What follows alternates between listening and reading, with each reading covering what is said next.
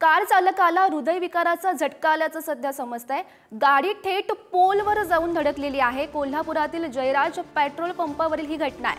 Petrol पंपावरच गाडी असल्याने मोठी दुर्घटना टळली आहे। महत्त्वाची बातमी आपण पाहतोय कोल्हापूरमधून।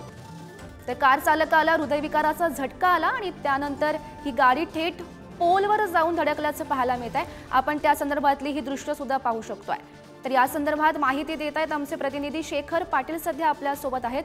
शेखर, गौरी, काल रात्री घडलेली ही घटना आहे। खरं तर काही दिवसांपूर्वीच अशाच पद्धतीने एका चालकाला हृदयविकाराचा झटका आल्यामुळे जवळपास 3 ते 4 जणांचा मृत्यू झाल्याची घटना कोल्हापूरमध्ये घडली होती आणि त्यानंतर अशाच पद्धतीने एक घटना जी आहे ती काल रात्री घडलेली आहे। कोल्हापुरातील मध्यवस्तीत असणारे हा जयराज पेट्रोल पंप आहे आणि त्याच पेट्रोल पंपवरती एक चालक आपली गाडी घेऊन पेट्रोल भरण्यासाठी आला होता। मात्र त्याच ठिकाणी त्याला सौम्य हृदयविकाराचा झटका आल्याची माहिती मिळते आणि त्यानंतर त्याची गाडी थेट पोलवरती जाऊन धडकलेली आहे।